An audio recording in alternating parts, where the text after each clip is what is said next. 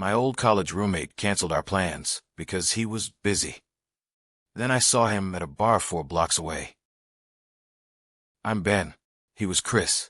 We met in the dorms freshman year. We were 18. We bonded over a mutual inability to cook rice and a shared schedule of 8 a.m. classes we both regretted. For 10 years, the logistics of our lives were tangled. If you invited Ben, you got Chris. If you needed help moving a couch, you got 4 arms. We lived together for 3 years in a 3rd-floor walk-up in Somerville. We shared clothes. We shared money. If he was broke, I bought the groceries, pasta, Jared sauce, cheap beer. If I was broke, he covered the electric bill. We didn't keep a ledger. You don't keep a ledger with your brother. Our friendship wasn't something we discussed. We didn't have heart-to-hearts about how much we meant to each other. We just existed in the same space. We sat on the back porch for hours, drinking domestic lager, watching the traffic on the highway. We could sit there until the sun went down, say maybe 50 words, and walk away feeling steady. I assumed this was the baseline. I assumed that when we were 80, we'd be doing the exact same thing on a different porch. I was wrong. It didn't happen all at once.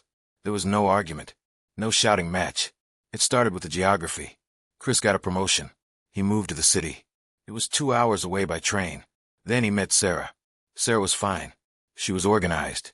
She liked brunch and hiking on Saturdays. She bought him a calendar.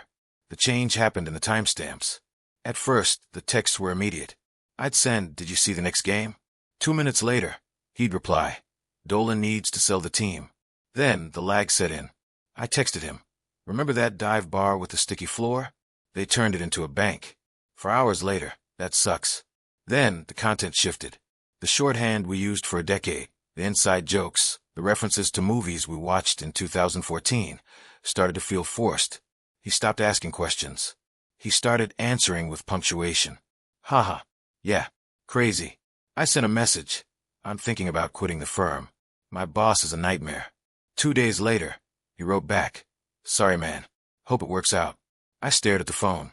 Hope it works out. It was the kind of thing you say to a coworker you meet in the elevator. I told myself he was busy. I told myself he was adjusting to the commute. I told myself the city changed the way people experience time. I became the energy source. I sent the memes. I sent the links to articles about things he used to care about. I asked about the job. I asked about Sarah. He answered. He was polite. But politeness is a wall. There is a specific, quiet humiliation in chasing a friend. It feels like you are trying to sell something nobody wants to buy. It was November. The National was playing at the Beacon Theater. We had seen them 4 times together. It was our tradition. I saw the tour dates. I texted him. "They're playing the Beacon on the 12th. I'm buying tickets. You in?" No reply. I waited 24 hours. I checked to see if the message was delivered. It was. I tried again. "Tickets are selling out." I grabbed 2. Figure we can grab dinner before. 3 days later, reply. "Hey man. Nice. I might have a work thing that night. Put me down as a maybe?" A maybe. I held the tickets. I held the date. I told other friends I was busy. I kept the night clear. The day of the concert arrived. 2 p.m. I sent, "We still on for tonight?" Train gets in at 5 o'clock. I stared at the phone. The 3 dots appeared. Then they vanished. 4 p.m. His message finally came through. "Hey man. So sorry. Work is killing me. Late meeting. I don't think I can make it. Have fun though. Have fun though." I sat in my apartment. I looked at the 2 digital tickets on my phone. $200. I didn't go. The idea of standing there alone, or scrambling to find a replacement body to fill the seat next to me, felt impossible. I stayed home. I ordered Thai food. I put the phone in a drawer. I wondered if I was annoying. I wondered if I had always been the one driving the car, and I just hadn't noticed he was looking out the window the whole time. It happened 3 months later. A Friday night in March. It was raining. I was on my couch. The TV was on, muted. I was scrolling through Instagram. I tapped on a story from Dave. We knew Dave from college. I hadn't seen Dave in 3 years. The photo was grainy. It was a selfie taken in a dark bar. In the foreground, Dave holding a pint of Guinness. In the background, laughing at something off camera, was Chris. I stopped scrolling. I zoomed in. Chris was wearing his Greenfield jacket. He looked good. He looked relaxed. He didn't look like a man crushed by work. I looked at the geotag. The fainted goat. That bar was 4 blocks from my apartment. I felt a cold, heavy stone settle in my stomach. He was in town. He was in my neighborhood.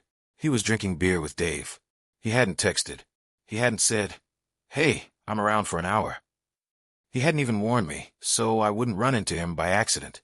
I looked at the timestamp. 14 minutes ago. I could walk there. It would take 5 minutes. I could walk in the door, tap him on the shoulder, and watch the recognition set in.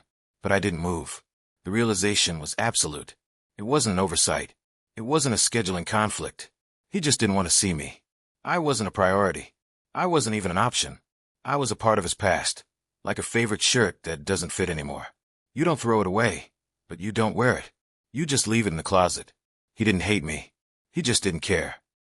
I opened our text thread. The last message was from me, 3 weeks ago. "Happy birthday, man. Hope you have a good one." His reply, "Thanks." I typed. My fingers were stiff. "Saw you were at the Goat with Dave. Thanks for the heads up." I looked at the words. They sounded bitter. They sounded like a demand. I deleted them. I typed again. "Hey, are you in town? Let's grab a drink." I looked at it. It was desperate. If he wanted to grab a drink, he would have texted. I deleted it. I typed one last time. Why? Just one word. A plea. What did I do? Did I say something? Did I change? I stared at the cursor blinking. Blink. Blink. Blink. If I sent it, I lost. If I sent it, I was asking for an explanation. He didn't know me. You can't litigate friendship. You can't negotiate desire. If he wanted to be here, he would be here. I held the backspace button. The letters vanished one by one. I closed the app. I put the phone face down on the coffee table. The screen went black. I didn't block him. I didn't unfollow him. That would be performative. I just put the phone down. 6 months passed. The text thread slid down my inbox. It went past the family chat, past the work chat, past the verification codes and the delivery notifications. Eventually, it disappeared off the first screen entirely. The silence was physical. At first, every time something funny happened, I reached for my phone. I had to retrain the muscle memory. No, we don't do that. It felt like mourning, but it was a private mourning. There was no funeral. No one brought a casserole. You don't get bereavement leave for a friendship. That just stops. But slowly, the space he left started to fill up. I started going to a climbing gym. I met a guy named Mark. Mark was decent. We liked the same movies. We grabbed a beer after a session. It was a Tuesday. We were at a bar. "So," Mark said, "you catch the Knicks game?" "Yeah," I said. "Disaster. They need to trade Randall," Mark said. I smiled. It was a genuine smile. "Yeah," I said. "They do." I didn't check my phone.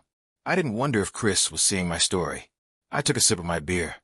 The ghost of Chris was still there, a faint outline in the corner of my memory. The 10 years were still there. I wouldn't burn them, but I wasn't waiting on the porch anymore. I had gone inside, and it was okay.